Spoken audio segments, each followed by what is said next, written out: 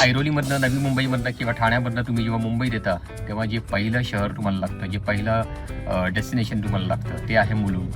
आणि मुलुंड आहे छोटंसं पण खूप सुंदर जागा आहे. मुलुंडमध्ये तुम्हाला मुंबई आणि निसर्ग याचा इतका समतोल बघायला मिळतो.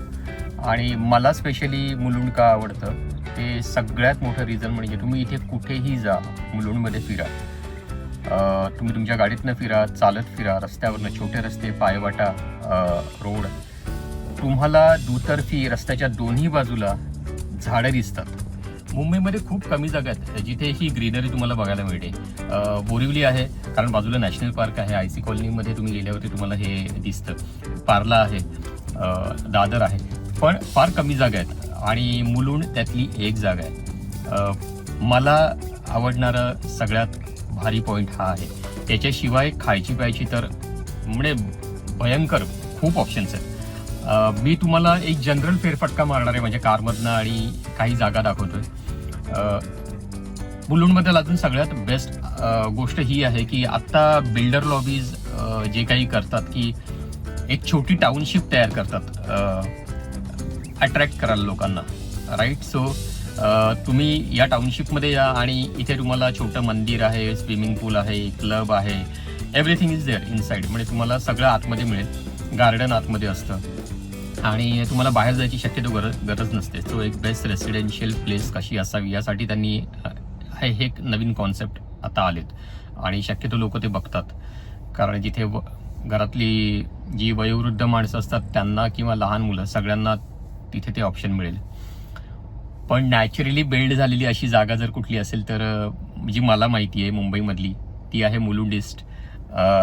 जिथे म्हणजे मी म्हणेन की कुठलंच कमर्शियल कॉम्प्लेक्स नाही आहे ना. इथे पेट्रोल पंप आहे, थिएटर आहे खूप जुनं लहानसं पण तेही एकदम लोकल थिएटरसारखंच आहे. फार कमी जागा आहेत त्यामुळे इथे फार गर्दी नसते.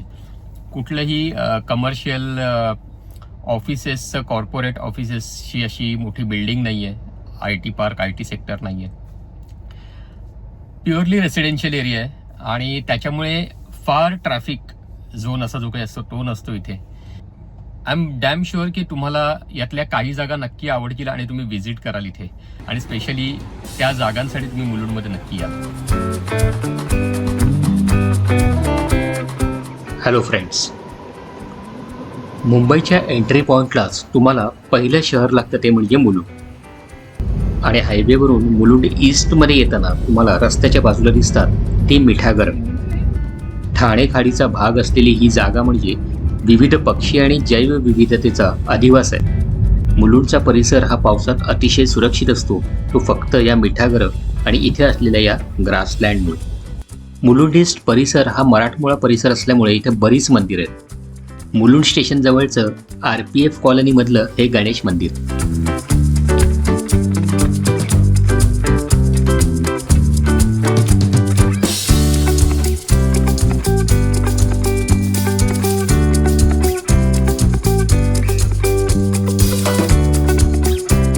बाजारातून पुढे आल्यावरती हनुमान चौकात असलेलं हे हनुमान मंदिर.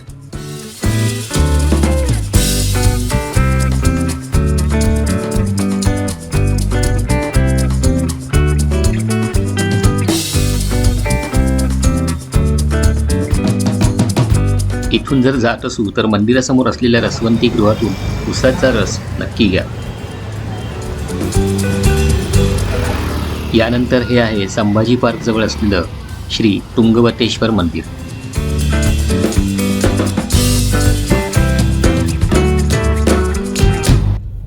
मुलुंड ईस्टच्या मध्यभागी तुम्हाला दिसेल श्री खंडोबारायाचं देऊळ, जिथे बाहेरच काळभैरवाचं छोटं मंदिर सुद्धा आहे.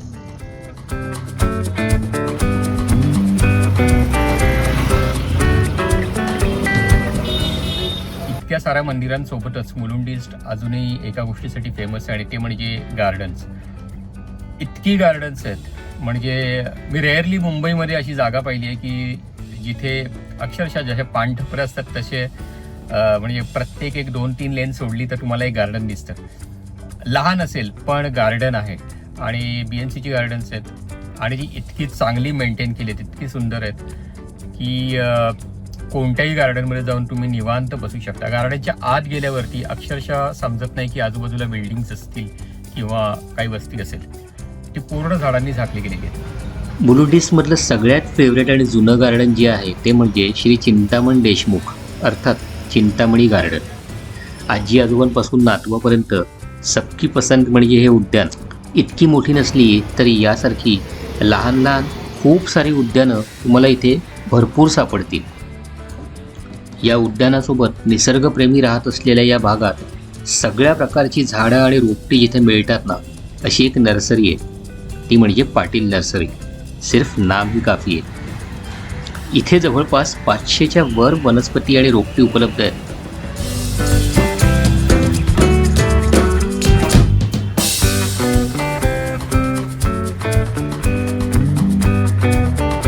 आणि त्याशिवाय अतिशय उत्तम डिझाईन्स असलेली सिरॅमिकची भांडी, प्लांट्सची पॉट्स हे सुद्धा तुम्हाला इथे मिळतील. 100% ऑर्गॅनिक खतं, अवजारं आणि बियाणी सुद्धा इथे उपलब्ध आहेत.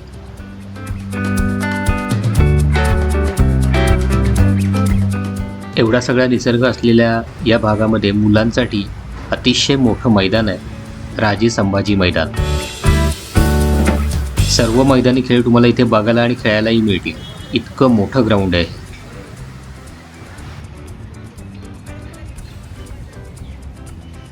म्हणजे cricket, badminton, volleyball, football, gym.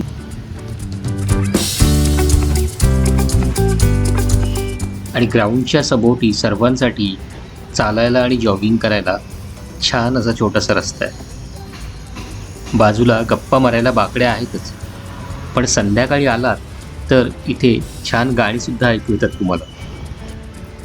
संगीतमय गप्पा मारायला संभाजी पार्कचा हा कट्टा अतिशय फेमस आहे भाई. इतकं फिरून खेळून भूक लागते तेव्हा खाऊ गल्ली आठवते. आता ठाणे, ऐरोली अशा बऱ्याच शाखा झाल्या असल्या तरी ओरिजिनल चव हवी असेल तर मुलुंडच्या हरिओममध्ये नक्की या. मिठाई आणि गोडधोड सोबतच डाएट रोस्टेड आयटम सुद्धा इथे आहेत. आणि दुकानाच्या बाहेर गरम गरम अळूवडी, वडा, जिलेबी, कचोरी. वा वा, बरीच रेलचेल आहे. थोडी घरची चव हवी असेल तर 30 वर्ष जुनं समर्थ स्नॅक्स आहे, जिथे पट्टीचा समोसा, बटाटा वडा विथ कोकम सरबत नक्की ट्राय करा.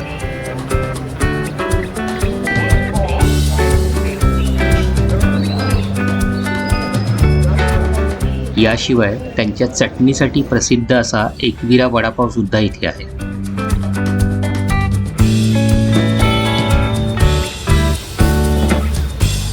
आणि हो, नॉनव्हेज लवर्सला विसरून कसं चालेल, तर त्यांच्यासाठी युनिक असा बुलेटवर असलेला ब्लेझिंग बार्बेक्यू म्हणजेच नॉनव्हेजचा तंदूर कट्टा.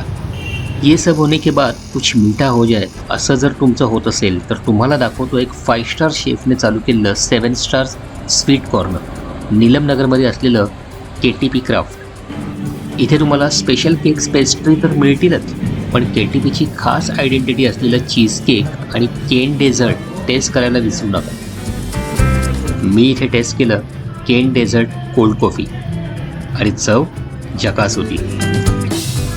नमस्कार, मी आता आलो आहे घरी. तुम्हाला हा व्हिडिओ कसा वाटला आणि मुलुंड ईस्टचा हा सफरनामा कसा वाटला नक्की सांगा, कमेंट करा.